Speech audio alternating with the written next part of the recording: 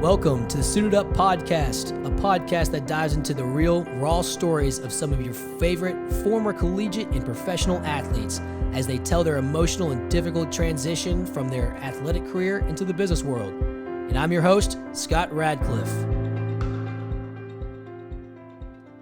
All right, hello everybody. I'm excited about this podcast. One, because it's the first one that I'm doing that I'm not the guest. The first one I was kind of the guest on. This is my first time hosting, so I'm pretty excited about that. But even more so about who I'm interviewing. I'm interviewing my man Vic Anderson, who if you're you live in Louisville, you grew up in Louisville. Even if you didn't even watch sports, you know the name Vic Anderson. It's tough not to remember that. Vic he played running back at the University of Louisville, but prior to that, he was a stud standout at the university. I mean, not the University of Xavier, but St. X. I'm happy I messed that up. I can't give him too much respect. I think you did that one on purpose. Yeah, that's right. So St. X here, the Cat School, my high school's rival. But I mean, what your stats? Let's just round up slightly. You had 1 million yards rushing at St. X, something like that. No, I think like 106. Oh, yeah, just 106. Yeah, 4 years in the first quarter of the championship game. So Vic and I were able to also play together for 2 years at the University of Louisville. Vic's background at U of L, he was his freshman year was 1,000-yard rusher. His career-wise, he was over 2,300 or so. Had a ton of not just rushing. Had a ton. He was a great receiver. Even your senior year, you did a lot of some slot receiving and stuff like that here and there. Yeah. So just an all-around talent. But beyond the sports world and stuff, Vic, to me has been a wonderful friend. Like I said, he was 2 years older than me in the locker room. Him and some of those guys, I was very fortunate enough to have, bring me on and help me out throughout my career as well. We had a pretty tight group. Yeah. I'm sure that's not always the case in the collegiate, football teams because there's so many people, but I feel like we had a, pretty we were close pretty group. tight-knit. Yeah, those Betty Johnson days, Station House, all those days, we kicked it pretty tight. Yeah, man. Well, I guess I want to hear a little bit, and the viewers want to hear a little bit or so, and listeners, about what are you doing now? Well, I got quite a few things going on. I like to get into anything I can. Like I said, I am a guy that, there's no obstacle that can't be jumped. If there's an obstacle and you can jump, try to jump it. So, transitioning from football and getting into like the real world because we were given this identity, well, myself anyways, since 4 years old, playing football to try to make it per se. That's the only thing that we were taught as a kid is to try to make it. How? I don't know. Try to figure it out. So that's something that really stuck with me. So what I'm doing nowadays is I'm into aviation pretty big. I've just become a certified aircraft mechanic at UPS. Work a little bit out of Bowman Field, training kids, taking care of the sheep at home. Just a little bit of everything to keep me busy. Yeah, man. Now that the intro is out of the way, I can kind of relax myself here, and we can just kick it and talk because you do everything, man. Like your house, you've got a farm. You've got goats? You said. Yeah, we raise sheep. I got rid of the goats. They get through everything. They eat through metal, sheet, anything. So you've got basically your own little farm. You're a pilot. You are. I want to hear about a little bit more about this too. At St. X, you went back to there, and you're helping some.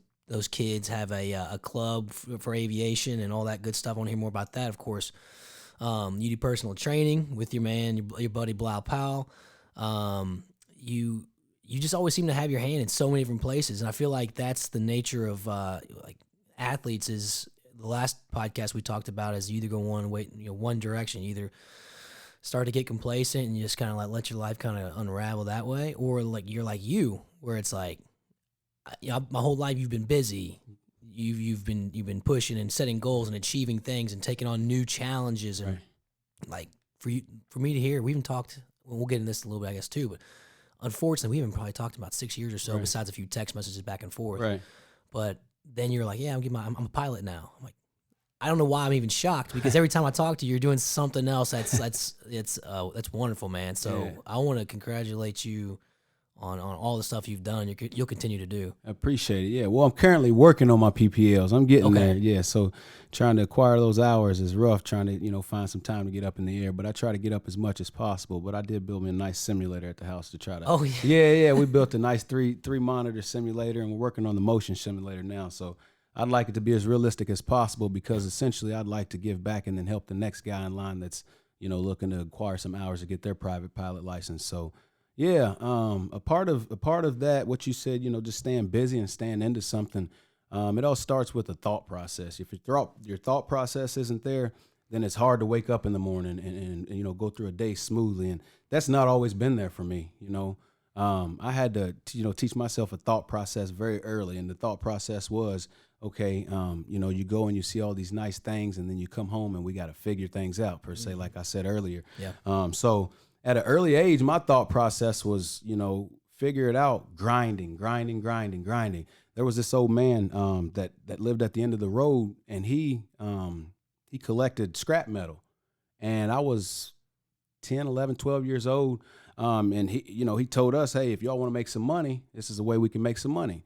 So he sent us through alleys, and we picked up old metal doors and screen doors. He told us what made the most money, and then we could bring it back to his garage and break it down, because the clean metal made more money. Or you can just throw it in the bin and say, here, this is what it is. And he'll give you, say, what the scrapyard was going to give him for dirty metal. But if you wanted to clean it and make a little more money, you sit there with the screw gun and take all the hinges off, the glass off. So at that early age, I was taught to thought process as a hustler. And a hustler can be many different things, and people can take that in many different ways. But my hustler mentality was, there's a metal door in the alley, I'm going to get it and I'm going to break it down. Till this day, I still, I collect scrap metal. It don't matter how far in life I get, because scrap metal essentially is a means of income. If you don't have anything, if I can make $200-$300 twice a month, I can put that aside. Essentially, that can add up and be a mortgage per se. Yep. And that's just off scrap metal that I see riding down the highway. So yeah, if you see me on the highway picking up scrap metal, that's why. There's Vic, man. What's he doing? Man, what I hear when you're talking about that, man, you're somebody who sees something and everything's an opportunity. Like everything's, you're walking, there's a piece of scrap metal on the side of the highway. Right. Well, what is that? It's an opportunity for me to make $200. Right. And then not only just for the number's sake of having $200, but what can that $200 go towards? Exactly. And we talked a bit before this podcast started about, we'll dive more into, after this podcast and stuff like that, you and I, about investment properties. Mm-hmm. I mean, in setting your family up for, future success and all that kind of stuff. And also got to mention, Vic is also a husband and a father, two daughters. Two daughters, 6 and 8. You just told me, man. Soccer players for the Racing City Academy. Oh yeah, check them out. Okay, yeah, they work hard. I'll say you're one of the guys that I like to watch. Odell Beckham. One of those guys you're just like, man, that dude, he could pick up anything, and he's just like all out talented. And we would, of course, you were a standout star, athlete as far as football goes. But we'd be like in Traeger, and there'd be a soccer ball laying around. You just kick it up, juggle it, like, absolute stud soccer player too. Yeah. I feel like soccer was one of your biggest loves, wasn't it? I still love soccer. I know you started playing for the first time over at Mockingbird a couple years ago, and I've been keeping that up. But one of the interesting things was hockey. When I picked up hockey in my junior year, yeah, they said, "Hi, we got a hockey team at St. X." So I was like, you know what? Why not play hockey? What? So yeah, I got out there, skated around, and actually hockey's conditioning is probably the worst conditioning I've ever been a part of. Just different muscles. Yeah, no doubt. But like I said earlier, it's a thought process game. If they said we have a hockey program, and I told myself, ain't no way I can skate, ain't no way I can go play hockey, my thought process was already messed up. But my thought process was, something new, let's go try it. Yeah. And I went out there and I did just fine. So you're not, like I was telling someone the other day, you're not going to put me in a situation, if it's sports, life, anything, you're not going to put me in a situation to make me think I can't do anything. I've been through a lot, and in the Bible, through you can do all things through Christ who strengthens you. I take that statement very seriously, because if you're alive and you're able to do it, try it, and if you fail, try again. And I'll go into that when I speak on how I got my A&P and how I failed multiple tests, because failing those multiple tests made me stronger ultimately. Yeah. I'm not afraid to tell someone I failed one test 4 times, because now me telling someone I failed that test 4 times, somebody could be on their 3rd or 4th strike and say, hey, man, if he did it, it really could be possible. I'm not a good test taker, but I buckled down and I taught myself how to get through that test. Yeah. So, man, you're resilient in so many ways. And I guess let's this isn't the typical flow of the podcast, but I mean, I think it's let's dive into because I think what you're speaking on is just about a combination of your past experiences and why you are the way that you are. I think it's important for the listeners to hear, because how I know you is different than what the fans may know you. What's different than what some of these listeners who are either current, former athletes may they might not know you. But as you're saying that someone may have failed that test and think down on themselves, you failed it, and that's why you're saying this. And same goes for this podcast. So I thank you for being on it, because what you're about to tell, your story, there's a lot of current athletes and former athletes that may have had some difficult times in life that, can look at your story and be like, maybe mine wasn't exactly the same or so, but there's a lot of similarities there. And, I mean, I'm excited you're on this show. Yeah, I'm kind of a loss of words. As you can tell, I'm me. at a loss of words, man, because your story is wonderful on how the outcome it's become. So Appreciate you, man. Vic, I guess tell me a little bit about your childhood, your upbringing. What made you you? Well, really, ultimately, what made me me was my parents essentially first, and then God giving me the heartbeat and knowing that I got my own heartbeat. Essentially, what made me who I am today. I've gone through a lot of trials and tribulations. We don't have to go into details, or we can go into details. It's up to you. It's up to you, man. It's your podcast. I've been through a lot. I've been looked down upon by a lot of people.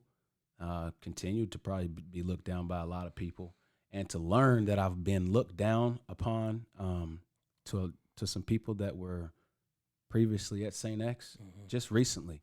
It hurts, but you can either allow hurt to destroy you, momentarily hurt you, or build you up. And it's not happening that way all the time, because sometimes it may destroy you, sometimes it may hurt you for momentarily, or sometimes it may not be a big deal. But whether it's any of those three that I mentioned, you got a chance to wake up the next day. As long as he allows you to wake up and breathe, you have a chance to make whatever that situation was, you have a chance to make it better. And you can either, like I said, thought process, you could either think about what was yesterday, or you can think about what could be tomorrow. And that's a lot of the times how I get through. I love my family. I was looked down upon by a lot of them. And I've talked with a lot of them and let them know how I felt. And it wasn't a game. But we've talked through those things, and that's essentially what you should do as an adult, or as you're growing in as an adult. It's not always been that way, and it's not going to always be perfect, and that's something that everyone should know, no matter if it's with work, your wife, your kids, your family members. It's not going to always be perfect. But if you could tell yourself that and understand that it's not going to always be perfect, and how can you work through situations that aren't perfect instead of just jumping to conclusions, sometimes we got to inhale, exhale. When I'm training kids, before we do the next drill, inhale, exhale. I tell the whole group, because essentially reset yourself before thinking and reacting. Because when I was young, I did react, and I was a troubled kid, but that troubled kid learned at a young age how to then transition, how to adapt. I wasn't taught how to adapt. I wasn't taught how to build my credit score, so when I graduate college, I can have a 700 credit score, and I can go buy my own car if I want, because I got a scholarship. I had a full ride scholarship, but really, I should have had a full ride scholarship. And, I could have, had me a car and did nice things, but the circumstances of my upbringing didn't allow that from my family. That was no problem. That's okay. That's just not the cards we were dealt. Right. And I was okay with that. So I think just the thought process of knowing that there is a tomorrow, and that your heartbeat is your heartbeat no matter what's going on around you, your cousins, your family members, because it's hard to see, your mother on drugs and your dad selling drugs, and you feel like you got to do one of those things at the end of the day, no matter what you saw at school, man. You see kids getting out of Mercedes-Benz. I'm coming to school with a window that's not up. I got a blanket on, and it gets to the point where, like, hey, Pop, just let me down the street. I run up to school. And it's things like that you can't let get you down. I could have let that tear me down and just break and fall. But like I said earlier, I didn't like football in the sense of the way everybody thought I may have. I used that to adapt and to transition and get into different aspects of life. At 13, sitting down and learning how to shake hands with a businessman, proper etiquette, sitting up, things like that we weren't taught. And those are the little things that can potentially sign a big deal. Yeah. So yeah, it's just the thought process, man. And my thought process has changed over the years. But I'll be the first to tell you that I was a trouble kid, and nobody wanted me around their kid. I couldn't go in, people's houses when we were young. You know how that made me feel. But I had to man up and tell myself, hey, there's more life, and there still is more life. It's tough for me to hear because our upbringing it was different. Yeah. And I was on the side of, although we didn't go to the same school, I went to Trinity, you went to St. X, they're very comparable schools, right? And hearing the fact that anybody, but you, a friend of mine, would tell somebody, hey, would you mind parking down the street? I'll walk to school because for those who don't know, or the Catholic schools here, Trinity St. X, a lot of people in these school systems are pretty well off. So to see, you see a lot of the luxurious lifestyles that a lot of kids live, right? And that's tough to even hear that your mindset at that age, 13, 14 years old, was thinking that kind of stuff. And of course, you mentioned about your mom and your dad and things like that, and just your overall family. I'm sure you were in the spotlight, and I'm sure that probably you went and played football in Canada as well. Were there, when you did that, because I know this happens to a lot of athletes, were there any family members that were asking you for stuff, and when you couldn't give them that, was there any anger towards that? Oh yeah, there was actually a big fallout between my mother and my wife, and really? that caused a big problem there for a long time. And at the end of the day, I got to fend for who God landed me with, and is the mother of my kids. So that was a tough time in the transition of getting married, and because I never really was with my mother growing up. I stayed with my father, and then when we had our troubles and tribulations, I was then taken in by a family, and then that was a problem with the school that I was at. So it's just it's a circle, and life is a big old puzzle. It's just a big puzzle. And the thing about life, and I tell myself it's a puzzle because when we're little, we work on those 10-piece puzzles and we can put them together in a day. But as we get older, we start wanting to do 5,000-piece puzzles. And the reason I say life is a puzzle, because if you're doing that 5,000-piece puzzle, you're not going to finish in that one day. You're going to go to sleep, and sometimes you're going to put the wrong part there. That's not it. Then you'll find the right part. But by the end of the day, or by the end of that puzzle session, you're ready to relax and go to sleep. That puzzle's not complete. You wake up tomorrow, now you got to still find puzzle pieces. So I just try to tell myself that no matter how hard life is today, it could change. It could change while I'm sleeping. Yeah. It could change, as I'm going to sleep. It could change right when I wake up. So don't let, the troubles of today be the problems of tomorrow, because tomorrow is a totally different day.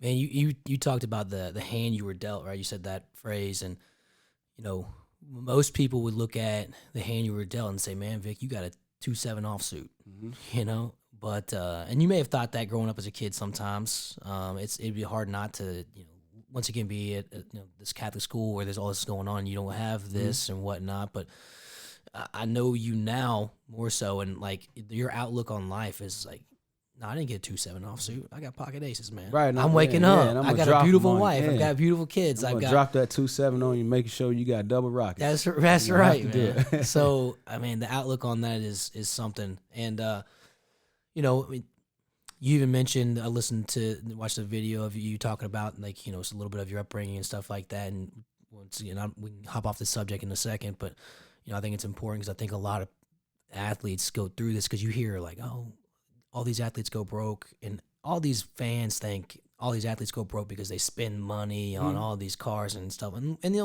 they probably do, because some athletes don't grow up in the light that some of these people who are judging them did, right? So they finally, maybe they worked hard because they grew up seeing other people riding these Benz, and then also they're I watched the people that they're stars, and they did the same thing. They drove all the fancy cars, and those were their idols. But I think a big portion that the fans don't see is a lot of the reason they can lose money is because they're trying to help their family, and trying to help. They don't see that. Yeah, stuff. I mean, it's hard to see that struggle. It's hard. Like I said, I went to St. X and I got to see all these nice luxury things, and then we go back into our our community, and we don't really see that on a regular basis, and it is hard. But what I kind of taught myself, because I was 13 years old, and I just told my father this a couple years ago. I was 13 years old when I stole his first crack rock out of his top drawer and started selling crack cocaine at 13. But that's something that I was trying to figure, because I saw all these things. So I thought it was normal. That didn't last, very long, because I saw, and my thought process was starting to change, because I was seeing all these nice luxury cars and seeing kids with nice polo ties and the school St. X tie and all these things, and nice pants, even, iron pants. My dad made sure my pants was iron. This way he woke me up, iron my pants. And so my pants and everything's nice, but they had, these nice ties and always a different tie, nice pair of shoes and things like that. But, I told myself that all those things are nice. They have nice cars. They have nice ties. But what do they have that I have? A breath. A simple breath. So it didn't matter what they had. We essentially had the same thing, because we had the opportunity to wake up. Yeah. So that's something that I take very personal, because you should never look at another man and say, well, dang, look what they got. Because guess what? You got the same thing. You can breathe too. Yeah. And that's what I tell myself. Use things as motivation. He did it. You can do it. They can do it. Anybody could do it. I even got faith in people that because we help take care of my little niece. She's got Down syndrome. I got faith that she can go play in the Special Olympics. Yeah.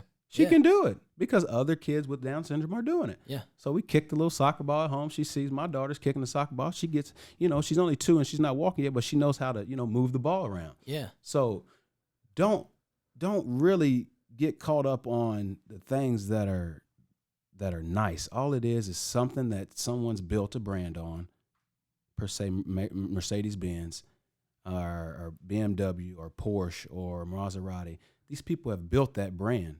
Why? Because they were allowed to wake up and they were allowed to work hard. They worked hard and they built their brand, and now their brand is worth a lot to us. Yeah. And we make it worth more. Yeah. So why not trust in whatever it is you want to do? And for me, football had always been football, because that's all everyone thought I was football, football, football, football. Let them think it. That is their opinion on me, and everyone's entitled to one. Yeah.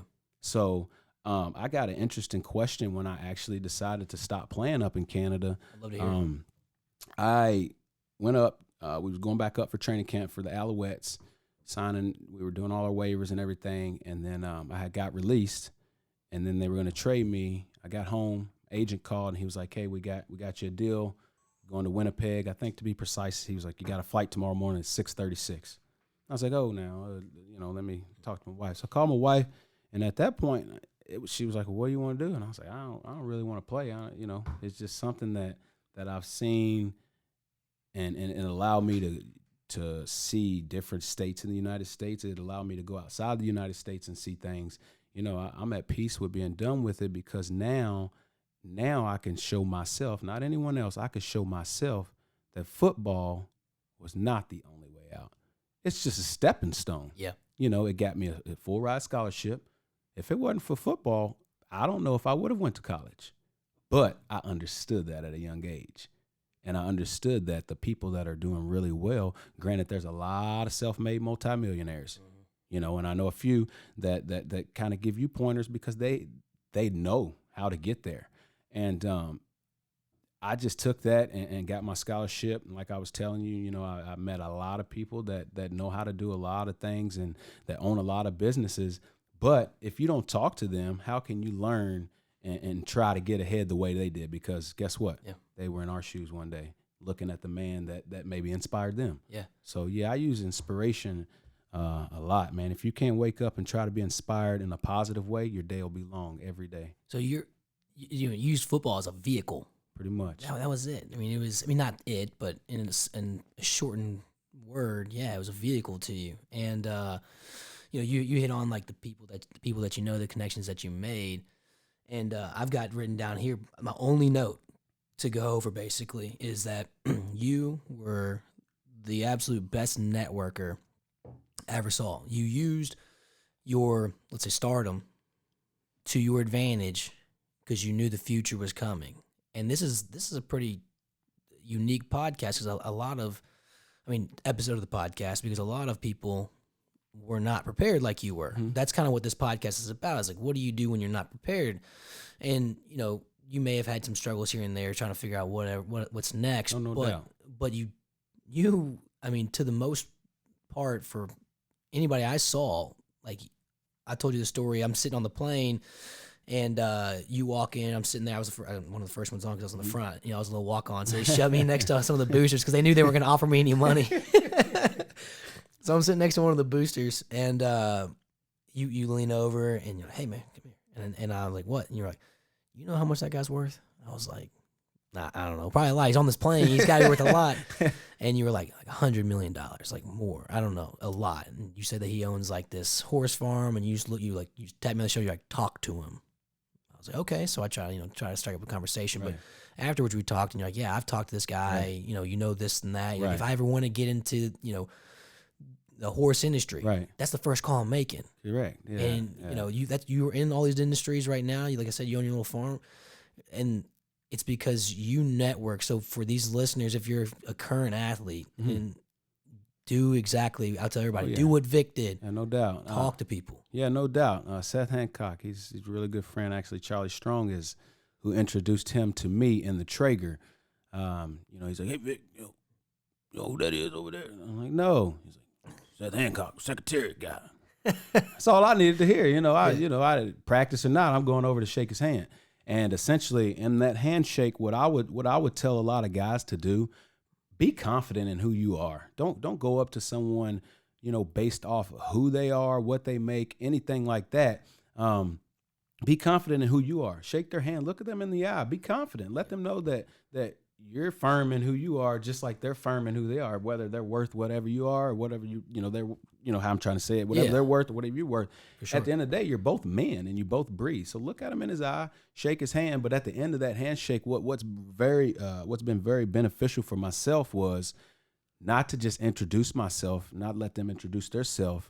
I got myself business cards made very early. Oh yeah. Really? Yeah. So always exchange a business card when you shake a hand with someone, whether it's, someone you don't think you're going to do business with, or whether it's someone you think you'll run into again or not. Shake hands, get a business card 2 or 3 days later, shoot them an email. Hey, it was nice meeting you. I'm such and such. Hopefully we can grab lunch in the near future to just, kind of chat about what you do or what it is I want to try to do. I'm just trying to get ideas. So the thought process of knowing that there's an end to football. And a lot of people always say NFL. You got to know NFL. Put your own acronym to it. Not for long. Yeah. A good buddy of ours both, Blau Powell, I'll give you a great example of a thought process that started early. Blau's about to retire for playing 9 years in the NFL, but his thought process was the NFL's not for long. This is going to also come to an end. And his thought process was he wanted to get into houses. So while he was playing, he was studying. So now that when he's done playing, whenever he decides, he's already ahead of the game in his next life. Yeah. So that's what a lot of us do not transition well. And it's hard to transition because wrapped up. Yeah, we're so wrapped up in this identity, especially per se a lot of guys that were big name college guys. Imagine those guys, they're really trying to fit identity. Sometimes they don't even want to go back home because the identity they thought they were supposed to have, and they let that get caught up into now you're year 3, year 4 out of college, year 5, and you're still trying. Well, if you want to still try, that's fine. But where is your thought process on when this is done? How many guys do you think that we played with didn't sniff the inside of an NFL locker room, but continued to train 5+ years? Yeah. Because that's all they knew. That's exactly. all they were. Exactly. They thought that's all they were. Correct. And that's the identity that we think we have to continue to carry. Yeah. We have to drop our pride and move on. Essentially, if you can't really grasp that identity of, man, I'm just a football player. Because like I said earlier, I forgot to mention, the first question someone told me that their friend told them was, what is Victor going to do now that football's over? Yeah. Excuse me. Essentially, that's all they looked at you as. I love it. And exactly. And all they saw you. And I'm glad that was brought to my attention. Whether it was brought to my attention or not, I was going to go do something that was worth my while. Right. Whether it was making a lot of money, not making a lot of money, because essentially, if your bills are paid and you can continue to smile, then a lot of money doesn't mean anything. But if you can make money and take care of your family and generations after you, your grandkids and things like that, then why not do it? Because we got the heartbeat to do it. I read just the other day, just trying to kind of see things like, what's the average millionaire? How many hours does he put in a week? Mm-hmm. We want to jot down notes, keep our goals simple and keep them short. Yeah. We wake up and try to say, I want to be rich now. Yeah. Set a realistic goal for the day. Clean the kitchen. Yeah, you say you're just going to clean the kitchen. Now, I'm envious for this myself. I clean the kitchen, and I'm supposed to clean it, keep it tight-knitted every day. Yeah. But it's the little things, and sometimes I don't do it. But that little thing could lead to why the big obstacle's not being filled. So we gotta take care of the little things and make sure we're on track to really, put ourselves in a situation to really be successful. I think that's a great point when you talk about the little things, because that has to be, unless there was other teachings that you learned, but from football. I mean, that we talk all the time about the little things. And I was able to coach for 2 years afterwards, and like my motto for those kids, because they're in high school, they want to make the one-handed Odell Beckham catch, they want to take a hitch route 90 yards for a touchdown, jump over somebody, moss them. And I say, guys, you can't be good at the great things, the tough moments, if you haven't perfected the simplest, easiest little things to where that is second nature. Mm-hmm. And you can't just all of a sudden go up and jump over top of somebody. You know what it takes? It takes this and then this and then this and then it's boring to them. Yes, right. It's boring to them because they don't want to highlight stuff. I mean, we're talking still about how to stand in your stance properly, and they're like, "No, I want to go catch it one-handed." I'm like, "You're not even close." And you're talking about waking up every day and doing the things that.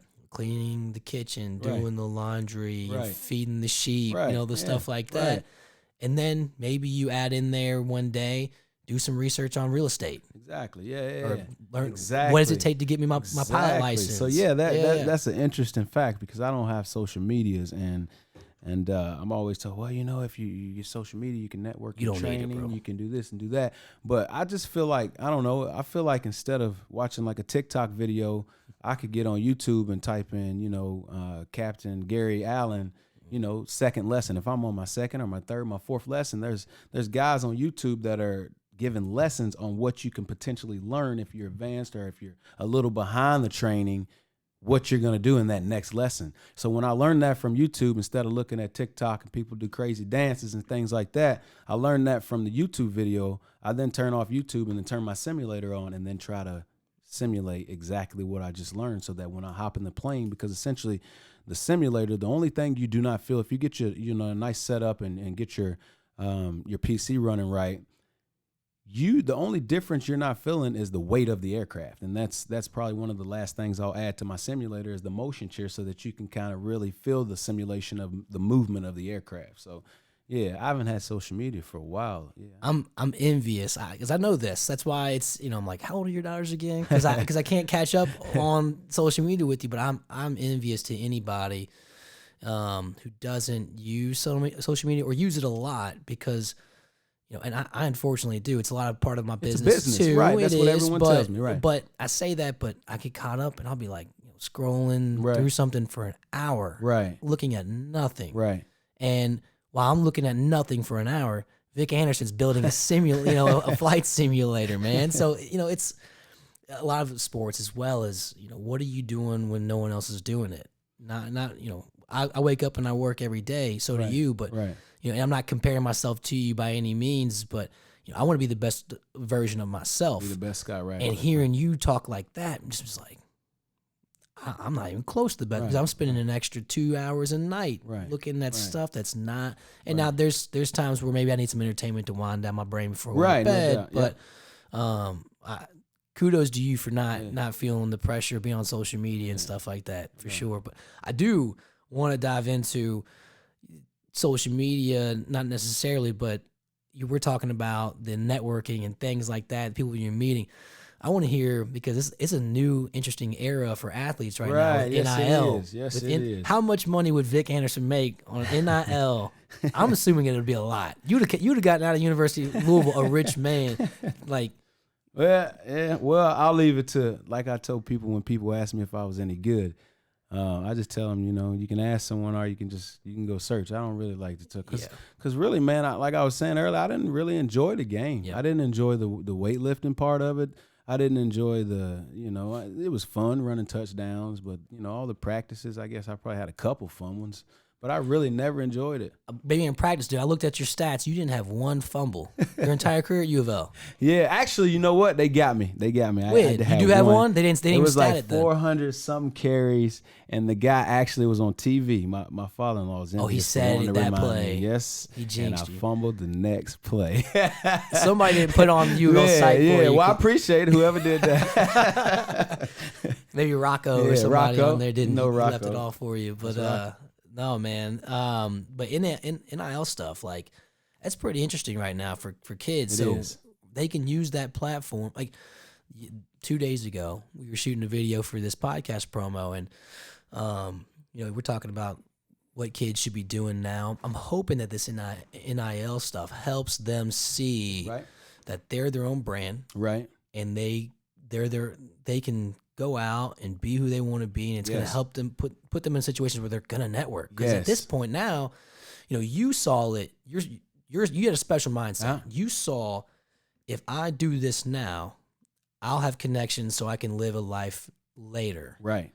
It's tough for most people, including myself. Right. And I knew I wasn't going to go to the NFL, to see if I do this now, I'll set myself up for later. But now these kids can say, if I do this now, I'll actually get paid now. So their mindset is actually wanting to do it. A little bit better drive now that they feel like they can actually make a means of, go to practice. You go to practice, you're going to get paid kind of thing. Yeah. But you got to make sure you're producing. For sure. But as long as you're producing, your grades, I'm sure they have, myself things and tinkers and grades and everything, because I'm actually getting into some of the NIL deals myself and we need to get over to U of L. And we actually essentially, as former athletes in general, we all need to get over and let these kids know that there's life after football. Yourself building a real estate team, Blau with his, building homes, me in aviation, working, and we're actually gonna be building an aircraft here soon. But there's guys that are doing things that are beneficial that football relates hand in hand. You wake up early and you go compete.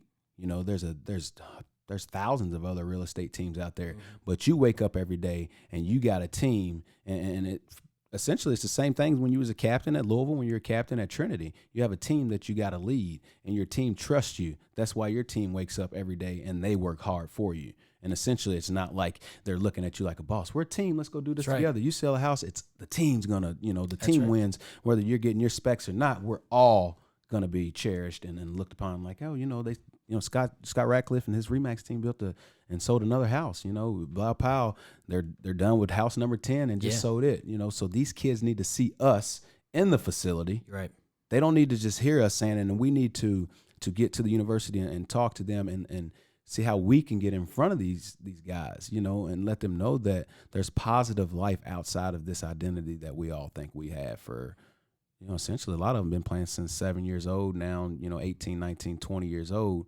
And this is all you've been doing. A lot of us we didn't have jobs during the summer growing up because we had summer workouts. Yeah. So while the other kids were going to their job and then we're going to go to Lakeside and swim, well, we got 2 a days at St. X. We got to run hills, and then we didn't have jobs and have means of making a little extra money. So a lot of them think that this is really their only way to make money because they didn't have a job. They were just told that football this, football that, or basketball this, basketball that. And that identity, like we're trying to say, is hard to shake. It's really hard to shake. Yeah, man. It's hard to shake. Yeah. It is. It is, man. But the NIL deal, hopefully that'll give them a little means of now you see you can market yourself.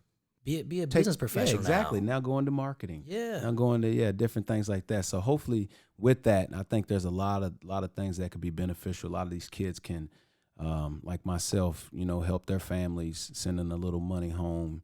Don't send it all home. Don't let it break you down because I went through the trials and tribulations of thinking that if I send everything, everything's good. But then I send everything and then I'm left without anything. Sitting in my dorm, it was pretty tough because I didn't mind helping and I wouldn't change it for anything, but don't send it all home. Speaking from a side of let's say like the opposite side where I didn't really have to worry about money growing up, and there's many a times I get punched in the gut, like right now, hearing your story, and just it's a reminder, right? Because there was one specific, and I've had plenty in my life, and um, I forgot who we played, but we just won a game, and I went over to one of my buddy's dorms. I'll leave his name out. A teammate of ours, and I'm all excited. I'm like, all right, man, let's go. Let's go out. We're going to 4th Street tonight. Like, we're gonna buy some drinks and pregame, and then go out. All right, it's like a normal college athlete or student would do. Not all athletes go out and party, but and so he's sitting there on his bed, and he just looks up and he's like, man, I can't go. I was like, what? You hurt? He's like, no. I was like, well, let's go. I'm sitting here like, I just don't understand, right? What could possibly be wrong? Like, let's go. And he just looks at me and goes, man, I don't have any money. Busted up. And I said, of course you do, man. We just got paid. Like, you got money. We just got paid. Like, you don't spend it all. That's fine. Let's go, though. Like, and he just goes, no, man, I sent it all back to my family. Right. And, like, I'm there. I know him. Right. And I still don't see that stuff. So, like, it's even crazier and more depth detail. And there's so many layers to when, if there's any people that are listening that watch sports, try your best. I know it's hard because we're behind a TV or we're in a crowd of 100,000 people, but try to give these kids the understanding and benefit of the doubt. And I fall short of that too. I yell at the TV. I'm like, how can you do that? Whatever. But these kids are dealing with so much. Oh yeah, no doubt, man. No doubt. So much, and then that football game is the escape. Right. That's the escape. Right. And then once you get off the field, there's so much going on for so many people, whether it's money, whether it's anxiety, whether it's pressure, whether it's so many things. These athletes go through a lot. We're playing, a lot of them playing in front of millions of people, and that there is the least of their worries. I'm crazy enough. Correct. Crazy enough. It's the least of those athletes' worries. Yeah, it is. That's very true. And I'm actually going to share this because my father and I talked to him about it, but it's something that a lot of people don't like to talk about. Yeah. But people not talking about it could hurt the next person that may get a benefit from you speaking out and seeing you. So it was, I don't know how old I was, maybe 14, 15. But I tried to commit suicide. I think I was at St. X, yeah. Yeah. But anyways, I was at the hospital, and man, and I still respect my old boy, and I love him to death, and I'm gonna do that till death do us part, and even when we get, beyond those gates. But it makes us both understand, where we were and where we are. But when I was laying in the hospital bed, that's when it was just me and my old boy, really. But I was laying there, and no one really knows this story but a couple people. But I'm gonna share it because there's a lot of athletes that are going through things that maybe I was going through. But I was laying there, and the doctor asked, he was like, you have any contact information that we can get a hold? And I think the only number that I had was my father's. And, he reached out, and he told the doctor, he was like, yeah. Well, the doctor told him that, pretty much I was trying to commit suicide, and I was, stable, this, that, and the other, whatever. But told him, I guess he told him I wasn't his responsibility. And I was a kid, man, but like I told my father this, and like I was helping him move, and I kind of was getting choked up a little bit. And I'm like, man, I was like, Dad, you gotta remember, like, I understand what you told that doctor when I was at the hospital. No one really knows this. And I was like, I remember, and like I think about that because I essentially thought it was just me and you for a long time. Like even when my mom was out there, like I leaned on you, this, that, and the other. And we're going at it, man. And he's pretty disabled now. And he's had like 7 strokes. And I still help him to this day because he gave me life. And no matter what goes on, you should forgive and learn how to cherish, whether it's loving from a distance or anything. But, yeah, this was just a few years ago, and actually told me again here just recently. I was like, man, you got to understand, I remember that. And he looked at me, and he said, and I'll tell him again. But, like, and it could be, what he's dealing with his health. But every time he says it, it takes a punch at me. But I could crumble, or I could say, maybe he's in a certain mind state. But for him to tell me, like, I'm not his responsibility when I'm near death, like how that made me feel not only then, but how it continues to make me feel. And for him to say it, but guess what? We'll talk and try to get through it, talk and get through it, because it could be, his mind state. But whether it is or not, I don't think that's a way you should talk to your kid, especially when, I was in the streets, but I buckled down and I found a way to get me a scholarship. I utilized that scholarship to put myself in a situation to when I had a family, I would be able to take care of them. Just till recently, I was still making minimum wage, but nobody would ever know, because I wake up and I know I got three heartbeats, and then myself makes four that's got to eat. So making excuses wasn't something that I really was built off of, man. I really like to wake up and just figure it out. So whoever's out there dealing with anything, they ever need a phone to call, because I didn't like to talk to anyone. Yeah. I like to figure it out. And that was my motto. But sometimes you may have to talk to someone. And I did talk to one guy, and I don't know where he is today. I tried to find him, but it's this Indian guy. He was a counselor, and he had a long ponytail. His office was awesome, but he was a guy that I talked to for the very first time. And he told the family that I was staying with, he told her that Victor seems to be dealing with pressures that last like 35 lifetimes. But nobody would ever know. And I always got a question, sitting at St. X after practice on the steps outside, 7 o'clock, 7:30. What are you doing here? Got nowhere to go, man. Just let me be. I'm good. I'll be at school tomorrow, right? And it was. But all those troubles, man, it made myself stronger, and it's continued to make my relationships stronger with the people that felt disliked me along the way. But it's never too late to try to mend relationships, because you never know when it's your time. And my thing is to try to not leave this place in terms of turmoil with anyone. Turmoil, being in turmoil with people, it's causing extra stress. We don't get too many of these days. We're not guaranteed too many. 100 is, 90, 80 is what we shoot for, but we're not guaranteed to get there. There's people, I lost a lot of cousins very young, 15, 16, 18, a lot of them before 21. So they didn't even get to see their 21st birthday. So I'm like, man, why these kids out here drinking young? Because a lot of them ain't going to get to see 21 to drink legally. So it's just a scary place, and we just need to try to help one another versus being envious of what the next person has. Let their success be something that can fuel whatever it is inside of you that you want to do. It doesn't have to be the same avenue. It doesn't have to be anywhere near it. But find your why and really dig for it.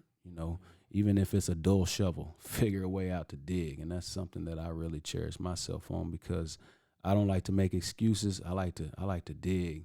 Whether I got my hands and they tell me it's 20 feet deep, and they give me a drill bit, I'm gonna dig. And if it takes me 10 years to dig, I'm gonna dig. If it takes me 10 minutes, I'm just gonna figure a way to dig through the situation to continue to strive to be better. And that's what a lot of us fail to realize, man. No matter what your identity was as a kid, no matter what your identity is right now, you have a chance to change it. And I really wish that everyone could just sit back and know that their life means something. Don't let anyone could tell me what they want about me, and I could take it one or two ways. I could either, run with it, or, that's why they tell you not to get too high and too low on wins and losses, because then when you're in the middle, then what? They're going to either dislike you when you lose, they're going to love you when you win. So stay even keel, so you know how to handle yourself. And knowing how to handle ourselves is day at a time. We can't think we're going to do something tomorrow and make everything better. We got to understand that it's a mission. It's a ladder we got to climb. That's why they give steps on the ladder. You can't jump to the top of it. So I take one step at a time, and some days are bad, some days are okay, some days are better than others. And what I would like to really get across is don't let money control your situation, because there's sometimes I miss bills, but if I don't have the money at the time, why stress out stressing ain't gonna get the money there, right? Take your time, figure it out. Let the bank just communicate with whoever it is, and then on the back end of it, it may benefit you. They may say, hey, well, we're going to penalize you. If it's a penalty, pay the penalty, because at the point in time you didn't have it, right? A lot of people got credit cards, and penalties get put on credit cards. Why? Because at the time you don't have it. So don't let the circumstance of having a lot of money or not having a lot of money control what you do on a day-to-day basis. Yeah. You still got to figure things out, and figuring it out is something that athletes should be able to adjust fine into, but we got to get away from that, the identity of all I am as a football player. Man, a lot to unpack there. Yeah. First off, thanks for sharing, man. I know that one can't be easy, and being vulnerable, putting that out there, but the reason is, as you said, like, we don't know how many people are out there. Even if it's one kid that listens to this podcast, I don't know how many people are listening to this. Hopefully it gets out to a lot, but if there's one person that listens to that who's going through a struggle and says no, or they remember when they start going through a struggle. I remember that this podcast I listened to, and this is what happened with this guy, and and if your dad won't say it, I'll say it. That I'm proud of you, man. Yeah. I have been. I will be. He'll say I always he's a will be. knucklehead. He'll say he's just a knucklehead. But yeah, we get through it, and you deserve to hear that from your friends, man. Appreciate it. We're all, brother. not just really me, our former players. Appreciate it. I work teammates. hard. I try to try to be a positive example, not only for myself, my kids, but my little cousins and other little kids. They look up to you, man. It's something that I tell people this all the time, because I didn't like football, so I don't really like saying this, that, or who. Working at UPS, when I first started working there, they were giving a tour to a group of like 20 people, and the first thing they're like, "Oh, he's an All-American football player." But right now, I'm a UPS worker, just like the rest of these UPS workers in here. Just introduce me as Vic Anderson, just like you introduce such and such and such and such. But people tell me all the time it's just something that you earned. But that's not. I don't know. I think it comes from ignorance of them not understanding, though, some of the pressure that it's not your identity. Some people like it. Like, I'm not gonna lie. Like, when people are like, not to bring it up is like the shine. I don't like a spotlight on me. I don't like that. Right. But when someone comes up to me individually and is like, "Hey, man, I heard you play," and they want to talk, I will talk football, because that's just, I love the X's and O's and the details of all these things. But not everybody was the way that I was, and yours was more of a vehicle. But man, you've got a lot of people that look up to you, man. And of course your girls and stuff like that. I know that they're gonna be probably a hell of great soccer players, and that's what they choose to be, right? And because I think they'll enjoy, because you know why, you made it fun for them, right? Yeah, but football might not have been fun for you all the time. I think I know you as a person. You're making it fun for them. I'm sure they'll love it. Well, and presence of a parent being there and really involved and active makes a difference. So that's something that I'm trying to really do, because I didn't really have that presence. And let's spin something real quick. And it's a tough, like I said, there was a lot to unpack, man. And I don't want to make such a quick jump, but good. I would love to hear. I'm interested to hear about like the actual transition, because you played at U of L, you went and played in Canada for a few years, and then you were good to go. Right. And you were somebody who was already preparing yourself. Like, this is not just me. So, but still, even with all of that, did you have any struggles? Oh, no doubt. Yeah, I figured. Struggling still, right? Yeah, I mean. So paint the picture of like your end of your career, what it looked like. Yeah, no doubt. So just stopping from the day I stopped in Canada, it was, pretty much clueless. What am I gonna do? Right. So that question really hit me. What is Vic Anderson gonna do? But you could either take that question and wake up every day. What is Vic Anderson gonna do? Well, just what I want to do. Just like you're doing what you want to do. So a part of that was just figuring it out, man. When my daughter was born, she was born, and I still was just trying to figure things out. Start working for my goddad, Larry Benz, and PT Development, which I was working there in college. I had a job. I had 2 or 3 jobs while leaving practice. I go to Longfield Farm, go shovel the stalls out, weed eat, and be done. Be ready for 6 o'clock workouts the next day. Guys didn't know I was working. I was working, man. Like practice, out practice, I went to work. sometimes before practice, 5 o'clock in the morning. If we didn't have weights till 10, once you got older and start running with the older groups, you can work out later in the day, or you can get that workout early. So I decided to work out later in the day, 11:30, 12 o'clock, right before meetings, because I could go to work and make a little money that I can put aside on top of my scholarship money. Now my family needs money. I can use the work money from the stalls, shoot that to the family. That's all I got. Yeah. But it didn't happen like that all the time. It was sometimes I was getting stressed, man, like having to send everything home, buy Christmas gifts. And I was too young for that, but I wasn't thinking that way. But I was just doing it because we thought that's how we help. And that's, essentially how I was helping.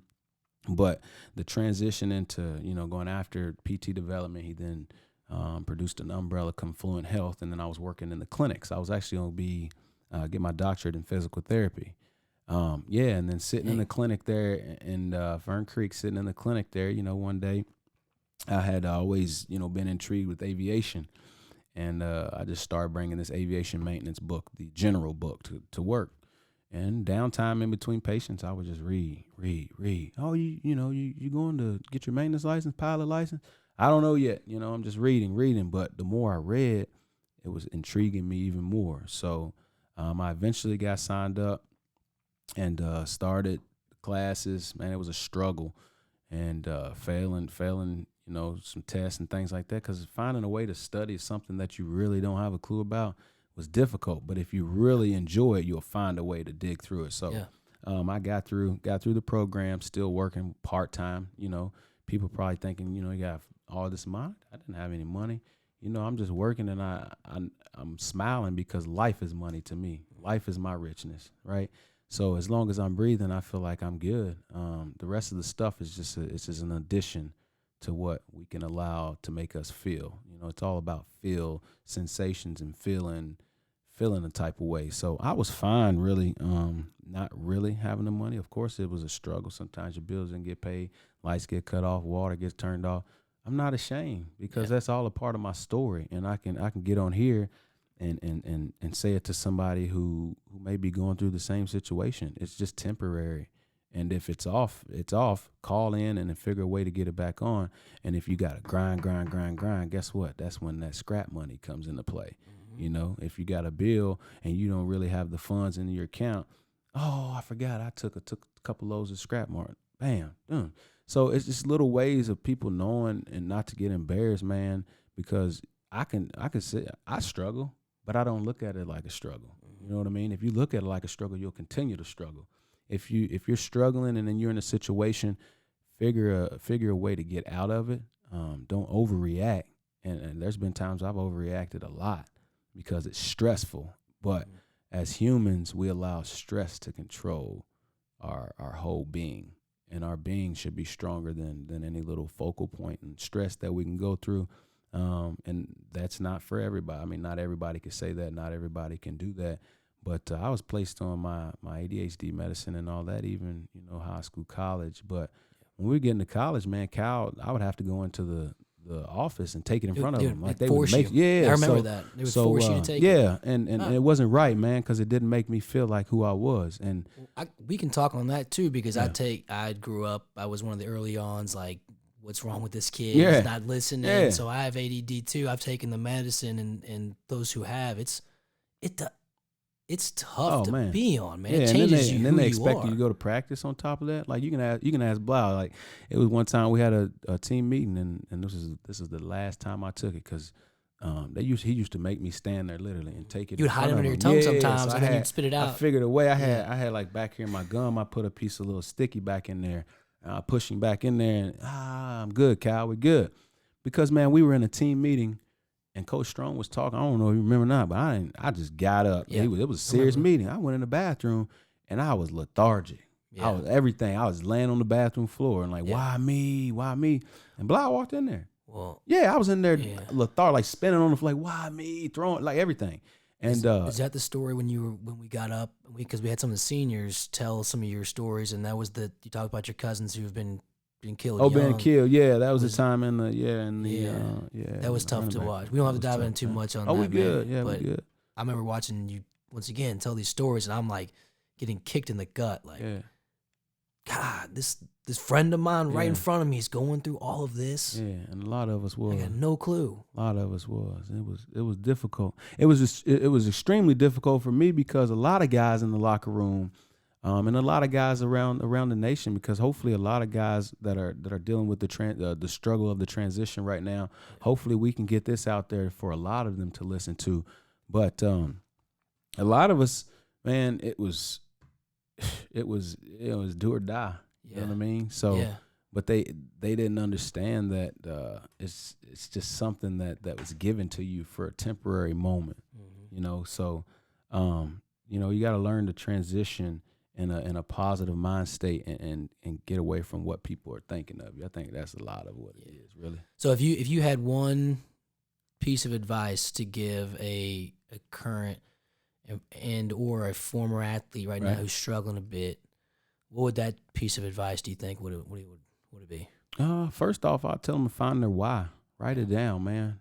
Write your why down, and after you find your why, you know, why do I want to be an aviation mechanic? You know what I mean? You figure things you want to. Once you figure out what you want to do, or a couple things, write 3 or 4 or 5 things down.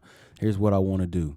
Bam, make your little triangle, write why right there. Now, in each one of those examples of what you want to do, you know, start breaking it down. Is that why really worth it? At the end of the day, will that feel like work to me? Setting goals, but, you know, because as athletes, we set goals, but our goals are set. I want to achieve this, a championship. Exactly. But our goals are typically much smaller. So you want to achieve that championship. You want to achieve that championship, but you don't practice like a champion. Right. You know, I tell people to this day, no matter how high you think you're going to go in whatever sport you're playing, you have to work hard. You have to treat practice like a championship. And even after that, transition into after your sport, whether it takes you high school, college, professional, Hall of Fame in the professional, whatever it may be. This is my prime example right here. My prime example is Michael Jordan is a Hall of Famer, made all this money playing basketball. What does he do every day? Wakes up and goes to work. Yeah, yeah.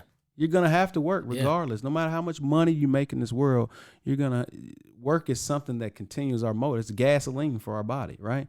And once people stop working, God rest his soul, Coach Joe Pye, as soon as he stopped working, his body start to shut down, right? So essentially, if we're up and moving and working, we're putting fuel in our body. That's why. On this podcast, I'm going to try and give one of each podcast as well, but off of that, stay in motion.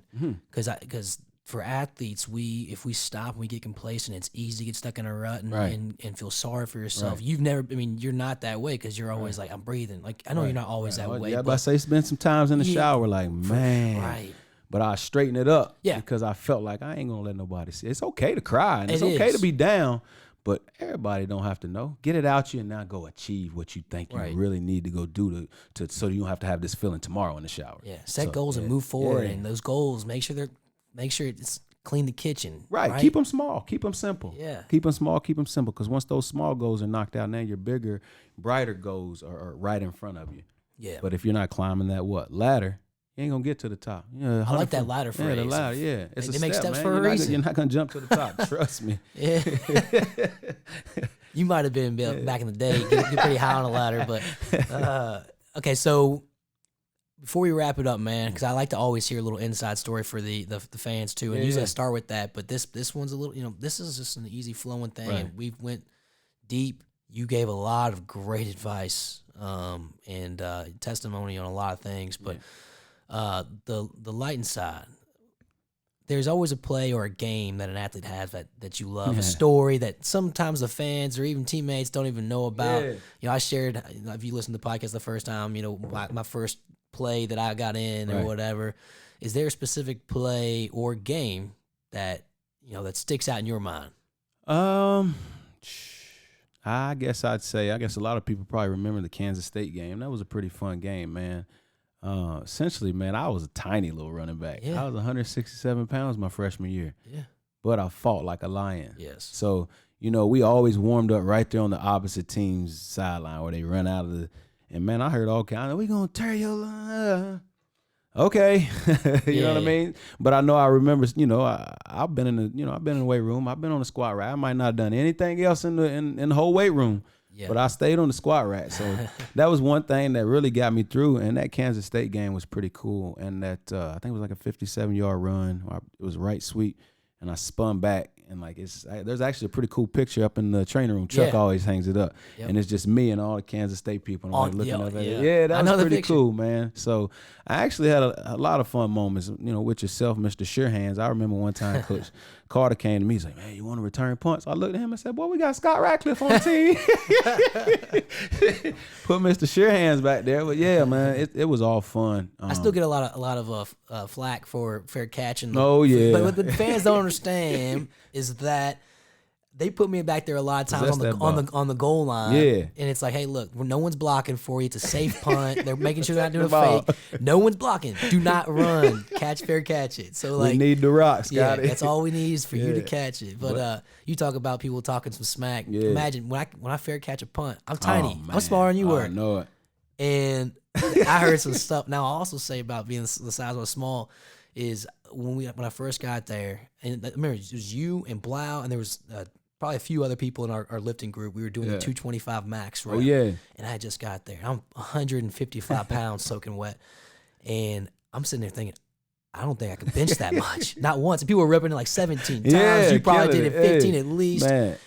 And I got it twice out of sheer fear of embarrassment. Yeah, no doubt. Fear of embarrassment. I was like, I got to get this bar up, not just once, because once that's embarrassing too. Yeah, I got to get push two. So, man, try to kill us in there, man. Another little funny story, and we'll wrap it up too, is that this is before we played together. So talking about you went to St. X, I went to Trinity. And you're talking about your freshman year and how much in all years. I mean, you had a ton of success, but you were a small guy, and I'm sitting here. I'm in the stands. I'm still a fan at this point. And I'm like, I can't cheer for Vic. He's a St. X guy. I'm going into my junior year, so like this St. X Trinity rivalry is still deep in my blood, right? And I'm like, no, I can't. I know I'm cheering for Louisville, but I can't cheer for Vic.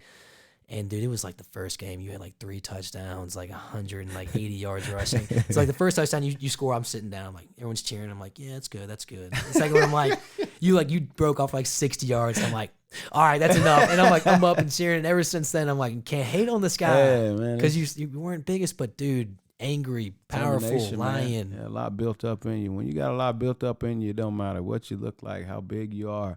And that's what a lot of these kids think. They got to come out here and be Hulk Hogan. You don't, man, because then you're not going to be able to move. Yeah. Use your strength and find a way to build on your strength, and your weaknesses, find a way to keep them just right there or make them better. And that's something that I was able to figure out, man. I knew how my body worked. And, Coach Moore and they used to Coach House, they always used to try to get us to push all this weight. But my mind wouldn't work that way in my body. And I told him that. And a lot of times they'd be like, why Vic only doing his own thing?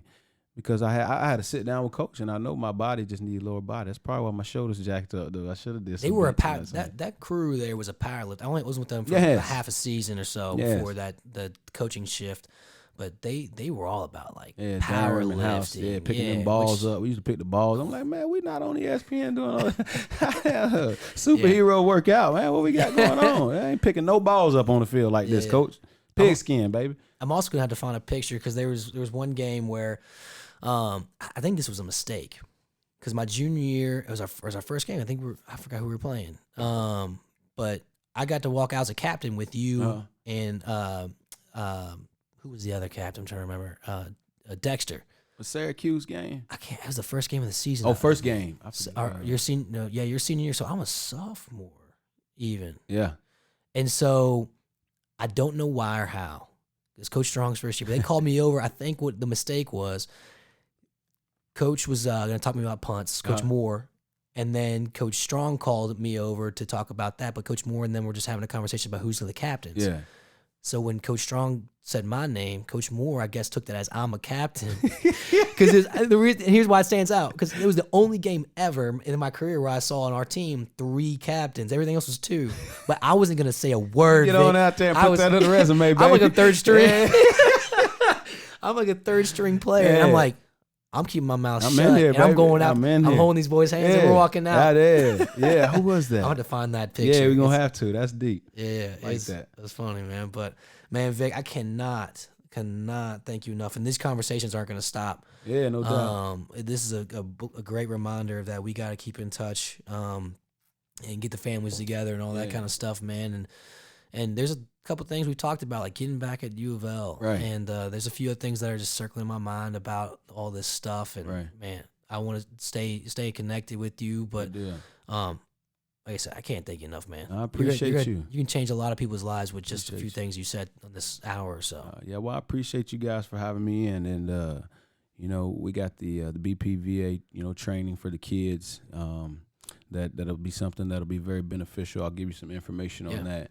And then we got the RV12 build that we're going to be at Bowman Field. So any high school age kids that want to get into engineering or, you know, aviation flying, after we do the build, we'll teach the kids how to fly if they want to learn as well with that. But that's something that's pretty cool. And then hopefully I'll be in touch with you and give you some more information of some pretty cool things we got going on that maybe some former guys can come out and see if it's something they'd like to get into, and we can, you know, help transition into their, you know, their thought process, or help them whatever way we can. Yeah, man. What I want to use this podcast for is to shout you out, put you on a pedestal, and say, look, y'all, here's Vic. He's doing this and that. His companies he's doing personal training. He's doing all of this with aviation for former athletes and kids. And if it's something you're interested in, this is a guy who's saying, reach out to me. Yeah. So what we'll do is we'll get some of that information. We'll make sure we put it somewhere that's notable for our listeners to find. Cool. And then that way, man, hopefully, even if, like I said, if it's one connection, you know, it's worth it. Cool. So, I appreciate you guys and everybody listening. Stay down and take it a day at a time. Stay blessed, everybody. Yeah, this is Scott Radcliff signing off. We appreciate you listeners listening to this story, and hopefully continue listening to some of the others. And we'll see you next time. I'd like to thank all of you listeners for tuning in. Please click the subscribe button to continue hearing the inside stories of your favorite athletes. And I always love feedback, so leave a review or a comment to let us know what you're thinking about the show. Once again, thank you all for listening. Until next time, I'm Scott Radcliff, your host of Suited Up.